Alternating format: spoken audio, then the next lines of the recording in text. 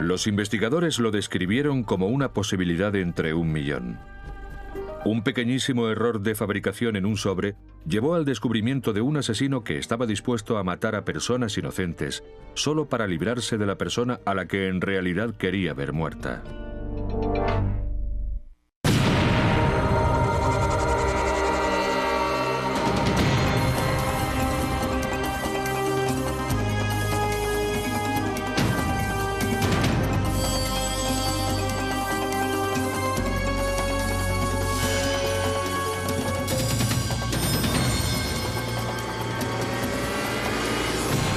Crímenes imperfectos.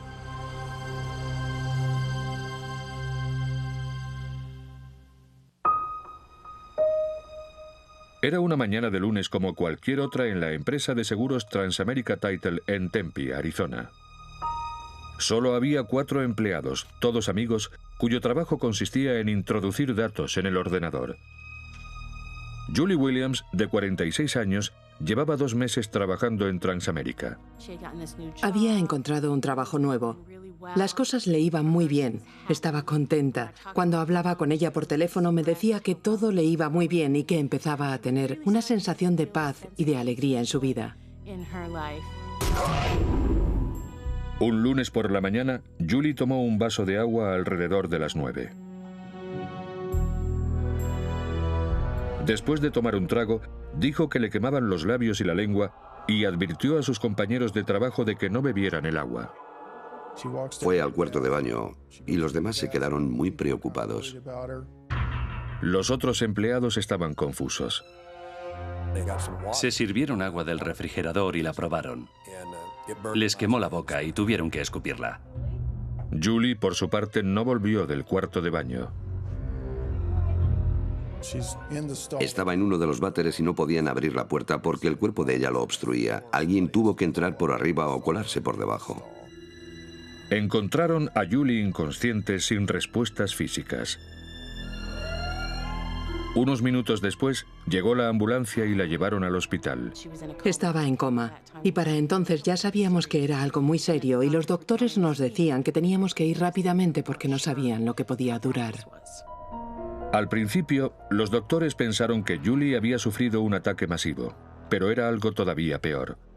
Las resonancias magnéticas, tomografías y esas cosas mostraban básicamente una línea plana, lo que implica que estaba en muerte cerebral. No podíamos entenderlo. Los doctores dijeron a las 3 hijas ya mayores de Julie que seguramente no sobreviviría. El corazón, el hígado y los riñones estaban bien, y básicamente ella podía seguir así mucho tiempo, pero no se despertaría nunca. El hospital pidió a la policía que examinara el suministro de agua de Transamerica. Cuando entré en la sala de empleados, reconocí enseguida el olor que allí había. Para los toxicólogos, eso solo significaba una cosa: cianuro. La gente dice, las personas que pueden olerlo, dicen que huele a almendras amargas. Un 40% de la población no puede olerlo.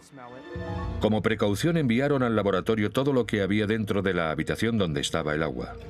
Al examinar los distintos objetos, tazas de café, cafetera, el recipiente de la leche, todo lo que había, daba la impresión de que había una sustancia cristalina en todo eso. Los investigadores analizaron la sustancia con una tira química y se volvió azul. Lo que resulta es un azul prusiano, que es una de las formas del cianuro. Una cromatografía de gases confirmó el hallazgo. Los científicos encontraron también una cantidad importante de cianuro en la cafetera de la empresa. Bueno, 5 gramos de cianuro puro probablemente bastan para matar a unas 25 personas. Solo en el agua había 32 gramos de cianuro puro, suficiente para matar a 150 personas. Pero ¿quién quería matar a los empleados de Transamerica Title y por qué?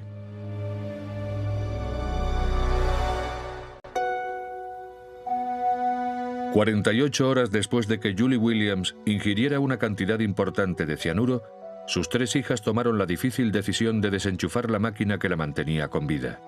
La ciencia médica no podía hacer nada. Es una decisión difícil. No estás preparada para decir adiós y además tienes que tomar la decisión de acabar con la vida de alguien. Los investigadores encontraron el origen del cianuro que había ingerido Julie. Estaba en la cafetera y en el agua de la oficina.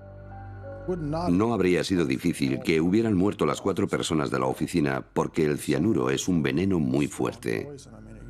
Podían haber muerto antes de que nadie se enterara de lo que ocurría. La policía interrogó a los 3 empleados restantes de la oficina de Transamérica. Una de ellos, Diane Harry, les dijo algo sorprendente. Dijo que creía que el objetivo del veneno era ella. Diane dijo que unas noches atrás estaba tomando un whisky en casa con su marido y le olió muy mal. También dijo que había algo raro en su tetera, que había intentado hacer un café y cuando le echó nata, esta había cuajado. Los investigadores analizaron la botella de whisky de la casa de los Harry y confirmaron sus sospechas. La botella contenía dosis letales de cianuro. Lewis Harry, el marido de Diane, dijo que creía saber quién era el responsable. Dijo que era Roy Fitzpatrick, un repartidor de 43 años. Roy Fitzpatrick era el exnovio de una chica que ahora era amiga del señor Harry. Así fue como lo describió él. La exnovia de Fitzpatrick era Sharon Jones, de 33 años. Yo había salido un tiempo corto con el señor Fitzpatrick y él no podía aceptar una negativa. Me seguía, me asfixiaba y amenazó con matarme si empezaba a salir con otra persona. El señor Harry insistió mucho en que pidiera una orden de alejamiento contra el señor Fitzpatrick. Incluso me acompañó a pedirla al juzgado. Sharon Jones y Lewis Harry se dieron cuenta después de que la orden de alejamiento no había sido buena idea. Enfureció a Fitzpatrick, que respondió enviando cartas amenazadoras a Lewis Harry y su esposa Diane. Cuando el señor Harry describió el contenido de las cartas, dijo que básicamente Roy Fitzpatrick los amenazaba a su esposa y a él, y que las amenazas eran cada vez más siniestras. Las cartas estaban llenas de insultos. Esta se la envió a Diane Harry. Me cuesta un gran esfuerzo perdonar a tu marido, pero creo que te apartaré de él para que puedas saber lo que se siente. Y a Lewis le escribió esto. No tendrás que sufrir mucho tiempo, porque yo acabaré contigo. Los investigadores preguntaron a Roy Fitzpatrick si había enviado las cartas amenazadoras. Él empezó por negarlo. Un día después me llamó y vino a verme y decidió que quería contarme la verdad. Admitió que había enviado las cartas al señor Harry. Pero Fitzpatrick afirmaba que no estaba furioso con Lewis Harry por la orden de alejamiento, sino porque tenía una aventura sexual con su exnovia, Sharon Jones. Conocí a Lewis Harry en un club. Me enamoré del señor Harry, me pidió que me casara con él y me dijo que nos casaríamos en cuanto se terminaran los trámites de su divorcio. Roy Fitzpatrick descubrió que todo eso era mentira. Una noche el señor Fitzpatrick siguió a Lewis Harry a su casa desde la mía y me llamó a los pocos minutos de que se fuera el señor Harry para decirme que seguía casado, que su esposa estaba todavía en la casa y que no estaba en ningún proceso de divorcio. Cuando la policía preguntó a Lewis Harry por la aventura, él la negó. Y Roy Fitzpatrick dio a la policía otra información más. Admitió haber enviado a Lewis y Diane Harry 4 cartas amenazadoras, pero insistió en que las 3 cartas mecanografiadas, las más incriminatorias, eran falsificaciones. Los investigadores vieron que una de las cartas mecanografiadas iba en un sobre que tenía un fallo muy característico. El ángulo en el que se juntaban las solapas estaba desviado. Las solapas no encajaban como tenían que haberlo hecho. Al parecer, era un fallo de fabricación.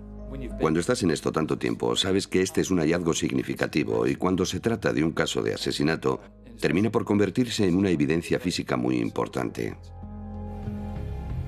En una línea de ensamblaje, las cuchillas cortan las resmas de papel, creando una forma con 4 solapas. Cuando se pegan las solapas, la izquierda y la derecha tienen que encontrarse en el centro del sobre. En este caso, la solapa derecha se montaba encima de la izquierda. A medida que bajaban por la línea de ensamblaje, se alejaban más del punto ideal, del modo que debían haber quedado. Los investigadores creían que si conseguían encontrar a la persona que había comprado el sobre con el fallo, encontrarían al asesino. La policía investigaba la muerte por cianuro de Julie Williams, de 46 años, y el intento de envenenamiento de su compañera de trabajo, Diane Harry. El principal sospechoso del caso, Roy Fitzpatrick, admitió haber enviado 4 cartas con amenazas a Diane Harry y a su marido Lewis. Pero Fitzpatrick negó haber enviado las 3 cartas más incriminatorias. Yo estaba escéptico. Después de todo, decía que había enviado las 4 primeras. Me había dado algo, pero ahora me quitaba las 3 últimas cartas, y eso nos causaba más dudas y creaba más problemas, porque tendríamos que intentar verificar, confirmar o no confirmar. Pero si Fitzpatrick no había enviado las 3 cartas mecanografiadas, ¿quién había sido? Los investigadores pidieron una orden judicial para registrar la oficina de Lewis Harry, que trabajaba en el Departamento de Educación Física de una universidad local. Fue interesante. Entraron en el lugar de trabajo del señor Harry y cogieron un estante grande que había en su oficina de unos 2 metros de largo y lo enviaron entero a su experto en ASU, la Universidad Estatal de Arizona. En la papelera de Lewis Harry encontraron también un recibo de Chemonix, una empresa química de la zona. La etiqueta tenía una información de advertencia referente al uso del cianuro. Pero el recibo estaba firmado por Charles Holly. Había dicho en la tienda que necesitaba el cianuro para una clase de química en la universidad. A Bill Flynn, examinador forense de documentos, le pidieron que comparara esa firma con la firma conocida de Lewis Harry. La segunda letra del nombre Holly es una letra redonda. También la de Harry es una letra redonda. Y hay un estilo muy característico en el modo en que pasaba de la H a la siguiente letra redonda. Los 2 apellidos terminaban en Y, y Flynn descubrió que ambas eran prácticamente idénticas, como también las H's del principio de cada apellido. Por ejemplo, el lado derecho de la H de Holly está hecho con una rotación que se curva hacia abajo, en el sentido de las agujas del reloj. Un movimiento circular característico de la H que se repite igual en el nombre de Harry. Los investigadores fueron a la empresa química y enseñaron una serie de fotos al encargado de ventas. El hombre identificó a Lewis Harry como la persona que había comprado el cianuro. Había comprado el cianuro a cuenta de la Universidad de Phoenix y había firmado el recibo con otro nombre. En la oficina de Lewis Harry, los investigadores encontraron una caja abierta de sobres. Al mirar los que quedaban en la caja, descubrieron que 3 de ellos tenían el mismo defecto que el que contenía la carta con las amenazas. De hecho, era un defecto lineal y progresivo, lo que significa que se podía ver la progresión, cómo se había alargado el defecto a medida que bajaban los sobres por la línea de ensamblaje. Lo normal habría sido que las personas del control de calidad hubieran desechado esos sobres en lugar de meterlos en la caja. Me sorprendió muchísimo que ocurriera algo así. Seguramente había una probabilidad de entre 1 millón de que sucediera. Eso probaba que Lewis Harry se había enviado a sí mismo al menos una de las cartas con amenazas. Quizá más. Y en el estante de su despacho, los científicos encontraron restos de cianuro. Pero ¿cómo entró Lewis Harry en el edificio de oficinas de su esposa para envenenar el agua? Los fines de semana se entraba con un sistema de tarjetas. Hay que usar una tarjeta que es una llave para entrar por la puerta. El sistema de seguridad de Transamérica reveló que alguien había entrado en las oficinas el fin de semana anterior al envenenamiento. La tarjeta que habían usado era la de Diane Harry. La habían usado ese sábado a las 10:18. Pero Diane insistió en que ella no había ido a la oficina ese fin de semana. Eso suscitaba una pregunta. ¿Quién había usado la tarjeta? Y obviamente tenía sentido que la persona que había usado su tarjeta debía ser alguien que la conocía y que tenía acceso a sus pertenencias. Nadie dijo que hubiera visto a una mujer entrar en el edificio ese fin de semana. Pero un obrero recordó haber visto entrar a un hombre. Un hombre que había estado allí, un obrero de otra empresa que estaba allí a la espera de poder entrar en el edificio porque estaba cerrado. Y dijo que entre las 10 y las 10:30 había llegado un hombre afroamericano en un coche deportivo azul. Había hablado poco, pero le había abierto la puerta. No pudo identificarlo ni señalarlo en una serie de fotos, pero recordaba que había una raqueta de tenis en el asiento de atrás del coche. El señor Harry tenía una raqueta de tenis, jugaba al tenis frecuentemente. Lewis Harry fue detenido y acusado del asesinato de Julie Williams y del intento de asesinato de su esposa Diane. Pero, ¿por qué lo hizo?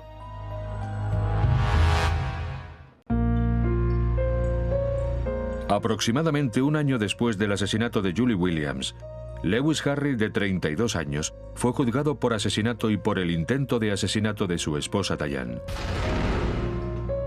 Los fiscales creen que Lewis no era feliz en su matrimonio con Diane, con la que llevaba menos de 3 años casado. Una noche conoció en un bar a Sharon Jones, una estudiante de la universidad en la que él trabajaba. Al principio engañó a Sharon al decirle que estaba separado. La relación se hizo muy intensa rápidamente, en 3 o 4 semanas. Lewis le propuso matrimonio a Sharon mientras vivía todavía con su esposa Diane. Roy Fitzpatrick, exnovio de Sharon, se enteró de la relación de ella con Lewis Harry, se enfadó y envió cartas con amenazas a Lewis y a su esposa. Irónicamente, no se peleaban por mí, eso lo vi claramente. Y les dije a los dos que no hacían aquello porque me quisieran a mí, sino por sus egos. Lewis creyó que esas cartas le daban la coartada perfecta. Mataría a su esposa con cianuro, cargaría el asesinato a Roy Fitzpatrick y quedaría libre para casarse con Sharon.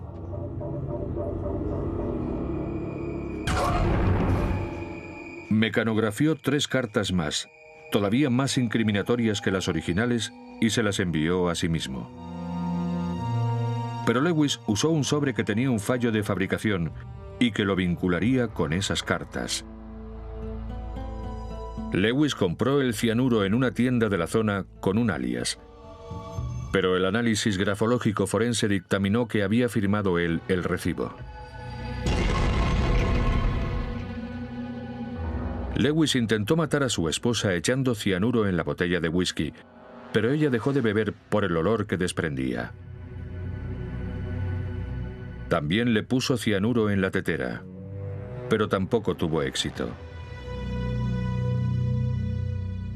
Y entonces, Lewis decidió utilizar el pase de seguridad de su esposa para echar cianuro en el agua de la oficina y en la cafetera.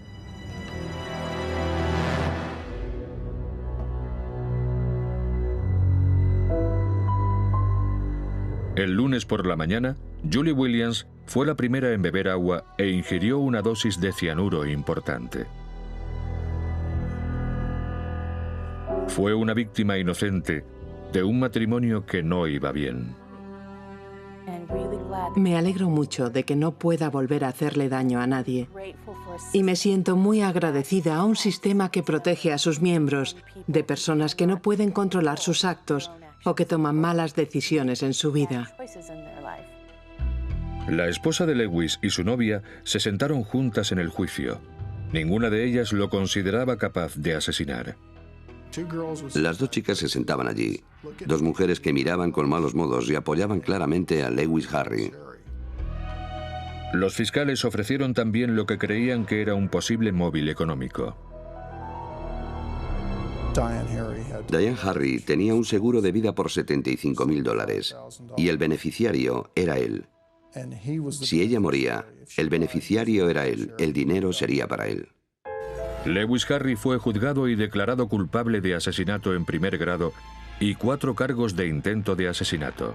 Fue condenado a cadena perpetua. Casi 2 décadas después, su novia se ha convencido al fin de su culpabilidad. El señor Harry hizo algo horrible. Intento perdonarlo y no puedo. Todavía no puedo perdonarlo. El hermano de Diane Harry subió al desván y encontró más cianuro. Creo que solo entonces se convenció ella de que su marido había intentado matarla. Lewis Harry está ahora en la prisión estatal de Arizona. En una reciente entrevista por teléfono, seguía sosteniendo su inocencia. Lo siento mucho por la familia de Julie Williams. Siento que hayan tenido que pasar por eso. En cuanto al crimen en sí, yo no lo cometí. Así que me resulta difícil sentir remordimientos por algo que no he hecho. Los investigadores creen que las pruebas demuestran justamente lo contrario. La caligrafía, los sobres con fallos, los testigos oculares y las partículas de cianuro en su despacho. Todo indica que Lewis Harry estaba dispuesto a hacer lo que fuera con tal de terminar su matrimonio. Aunque tuviera que matar a otras personas para lograrlo. Sin la prueba de los sobres y la comparación de las letras, habría sido mucho más difícil condenarlo. Fue una obra de arte. Empezó, creció y acabó por completarse, y luego estaba todo allí. No había nada que pudieran refutar. A la defensa se le podían ocurrir muchas cosas, pero nosotros podíamos con todas.